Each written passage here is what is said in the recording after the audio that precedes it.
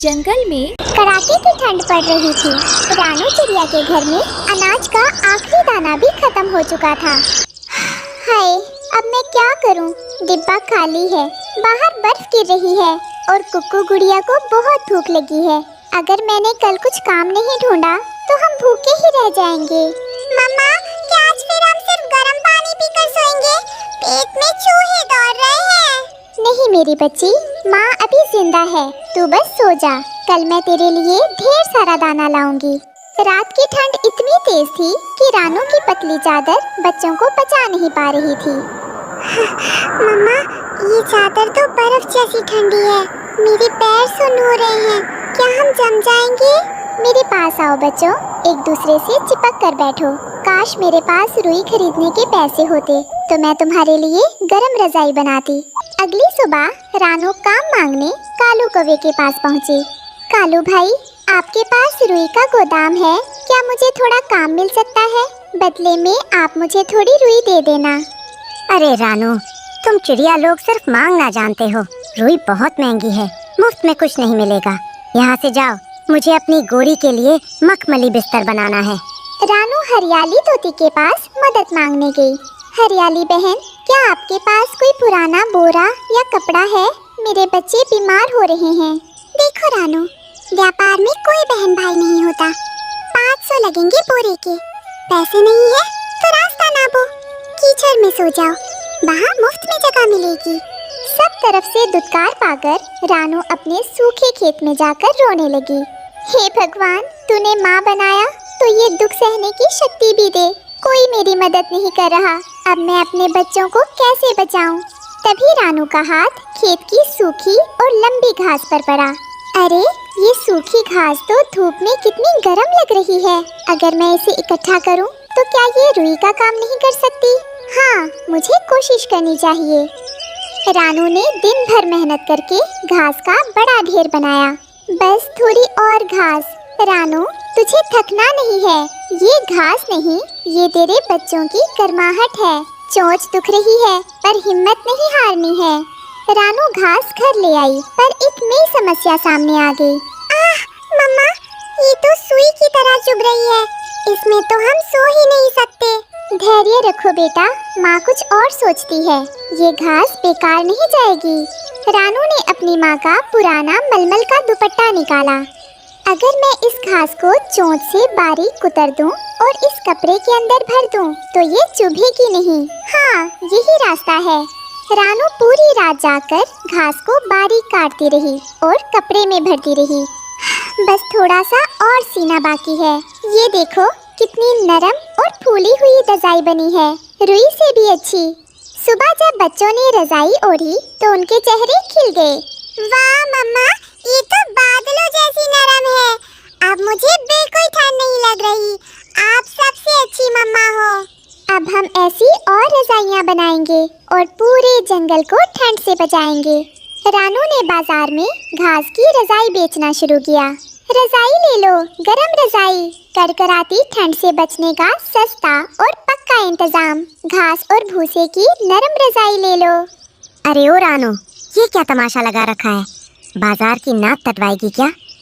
लोग यहाँ रेशम और रुई के कंबल खरीदने आते हैं और तू ये कचरा बेच रही है। सही कहा कालू जी। देखो तो, ये चिड़िया घास फूस बेचकर अब अमीर बनना चाहती है। रानू, तुझे क्या लगा था लोग इतने बेवकूफ हैं कि रुई छोड़कर तेरी ये चुभने वाली घास खरीदेंगे? इसे रजाई नहीं, चूहे का घर कहते हैं। बहन गोरी, ये कचरा नहीं है, मैंने अपनी रातों की नींद और अपनी चोंच की मेहनत से इसे बनाया है। ये सिर्फ घास नहीं है, इसमें एक माँ की ममता, मेहनत और ईमानदारी की गर्माहट है। एक बार इस्तेमाल करके तो देखो, रुई को भूल जाओगी। अरे चुप कर, बड़ी आई मेहनत वाली। मेहनत तो हम करते हैं जो दूर दराज के जंगलों से महंगी रुई मंगवाते हैं। तेरी इस घास की रजाई को तो मैं मुफ्त में भी ना लूं। ओ भाइयों, देखो, इस भिखारी चिड़िया का मजाक देखो, अब ये हमें घास में सुलाएगी। रानू, बेहतर होगा कि ये कूड़ा उठा और यहाँ से भाग जा। अपनी औकात मत भूल, तू एक मामूली चिड़िया है, कोई बड़ी व्यापारी नहीं। मजाक उड़ाना आसान है कालू भाई, पर किसी की मेहनत का मजाक उड़ाकर आप बड़े नहीं बन जाते। आज आप हंस रहे हैं, पर याद रखना, जब कड़ाके की बर्फ गिरेगी तब यही घास की गर्माहट लोगों की जान बचाएगी। मुझे अपनी मेहनत पर भरोसा है। सूरज ढल रहा था। रानू की आंखों में आंसू थे, पर वो डटी रही। तभी एक बूढ़ा कबूतर जो ठंड से बुरी तरह कांप रहा था, रानू के ठेले के पास आकर रुक गया। बेटी, क्या ये रजाइयाँ सच में गर्म हैं? मेरे पास इतने पैसे नहीं हैं कि मैं कालू की दुकान से रुई का कंबल खरीद सकूं। मेरी पत्नी घर पर बीमार है और इस बर्फीली हवा ने हमारा जीना मुश्किल कर दिया है। हाँ बाबा, ये बहुत गर्म है। आप बस एक बार इसे ओढ़कर देखिए। अगर आपको आराम ना मिले तो पैसे मत दीजिएगा। जैसे ही वो रजाई ओढ़ता है, उसके चेहरे पर सुकून आ जाता है और उसके शरीर की थरथराहट रुक जाती है। अरे, ये तो जादू है। बेटी, इतनी गर्माहट तो मैंने कभी रुई के कंबल में भी महसूस नहीं की। ये बहुत ही हल्की और बहुत ही प्यारी है। कालू कौवा दूर से चिल्लाते हुए कहता है, अरे बूढ़े बाबा, दिमाग खराब हो गया है क्या? घास के ढेर में पैसे बर्बाद कर रहे हो। कल खुजली होगी तो मेरे पास मत आना। चुप रहो कालू, तुम लोग सिर्फ चीज की चमक देखते हो, पर इस बेटी ने इसमें अपनी रूह डाली है।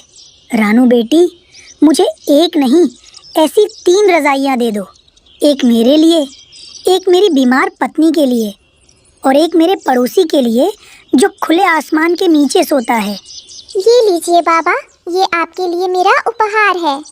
नहीं बेटी, ये तुम्हारी मेहनत की कमाई है।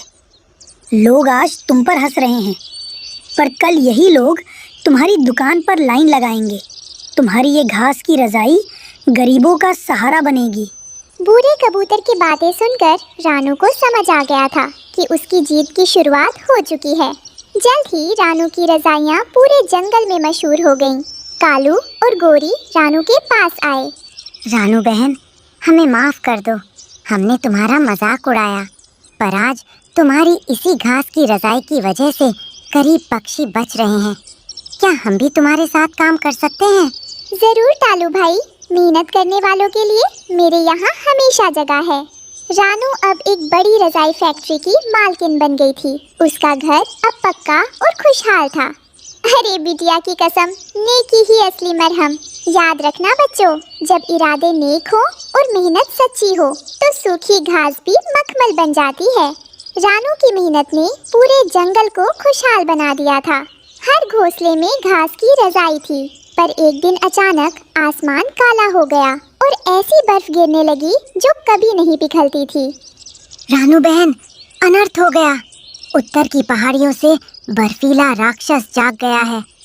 उसकी सांसें जहाँ पड़ती हैं, सब कुछ पत्थर की बर्फ बन जाता है। घबराओ मत कालू भाई, अगर हमारी इरादे नेक है तो कोई भी राक्षस हमारा रास्ता नहीं रोक सकता। ठंड इतनी तेज थी कि रानू की साधारण घास की रजाइयाँ भी ठंडी पड़ने लगी। जंगल के पक्षी कांपने लगे। मम्मा, रजाई के अंदर भी बहुत ठंड लग रही है। क्या हम कभी इस ठंड से बच पाएंगे? बेटी, इस बार हमें सिर्फ घास नहीं, कुछ जादू ही चाहिए होगा। रानू मदद के लिए पुराने बरगद के पेड़ पर रहने वाले बूढ़े उल्लू के पास पहुंची।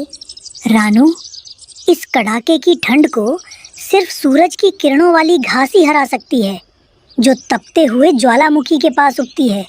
पर वहाँ जाना बहुत खतरनाक है। मेरे बच्चों और जंगल के लिए मैं अपनी जान भी दांव पर लगा सकती हूँ। रानू, कालू और गोरी आग उगलने वाले पहाड़ की ओर उड़ चले। वहाँ बहुत गर्मी थी। हाय, मेरे पंख चल रहे हैं। रानू, यहाँ तो बहुत आग है।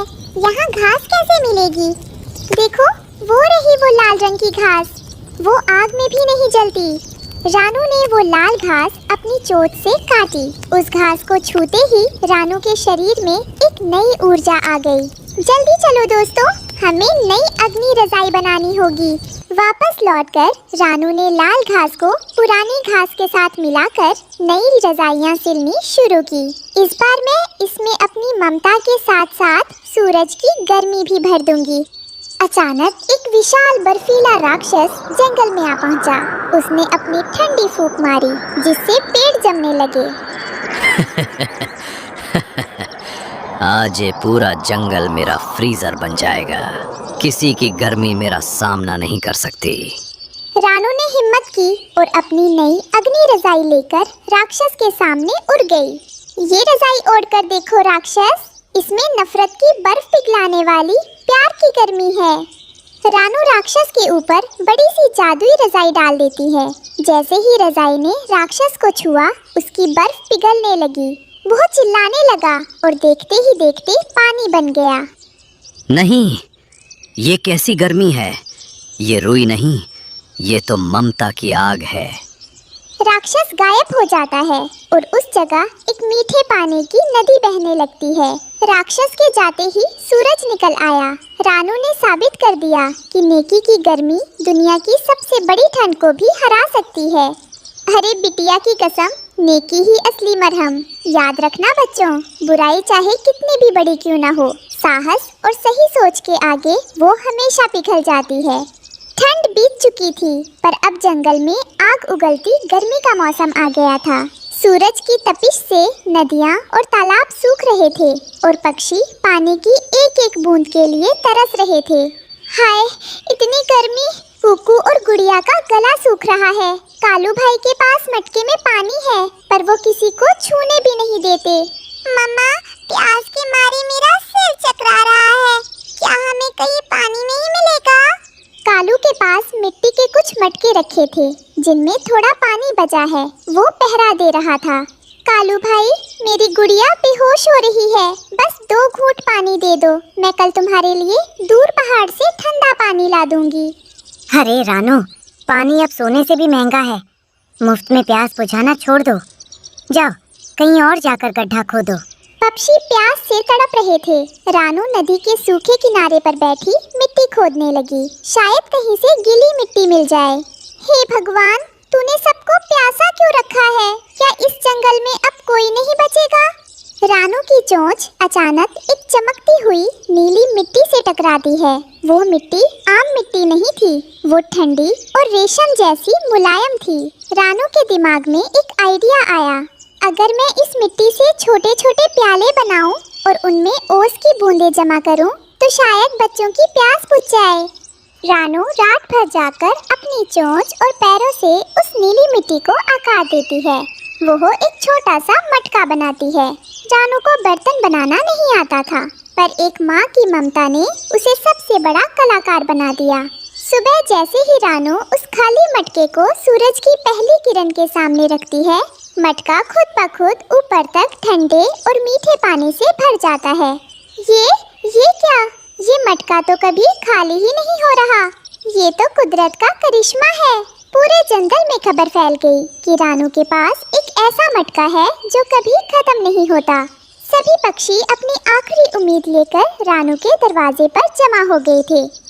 रानू बहन, खुदा के लिए हमें थोड़ा सा पानी दे दो। सुबह से मेरी छोटी बच्ची ने एक बूंद भी नहीं पी है। उसका शरीर गर्मी से तप रहा है। अगर आज पानी नहीं मिला तो अनर्थ हो जाएगा।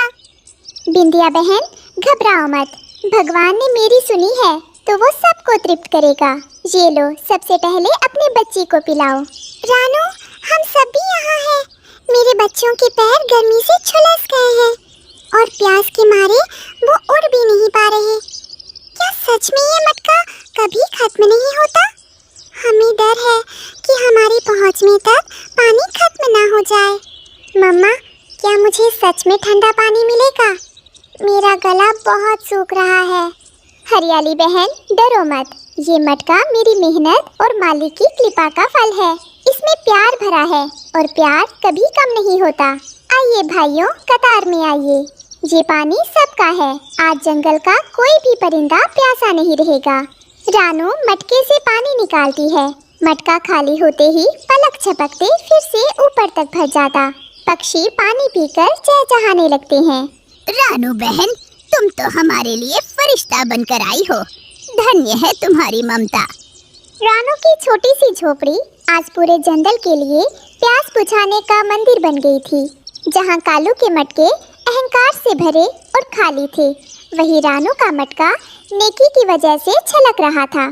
कालू का सारा पानी सूख गया और उसके मटके फूट गए। वो भी कांपते हुए रानू के पास आया। रानू, मैंने पानी छिपाया और आज मैं ही प्यासा हूँ। क्या तुम मुझे माफ करोगी? कालू भाई, जो बांटता है उसका भंडार कभी खाली नहीं होता। लीजिए, पानी पीजिए। रानू ने अब उस नीली मिट्टी से सबके लिए बर्तन बनाने शुरू किए। अब जंगल का हर पक्षी अपना पानी खुद जमा कर सकता था। रानू, तुम्हारी मिट्टी के बर्तन तो फ्रिज से भी ज्यादा ठंडे हैं। जंगल में फिर से हरियाली लौट आई। रानू के जादुई मटकों ने सबकी प्यास बुझाई। अरे बिटिया की कसम, नेकी ही असली मरहम।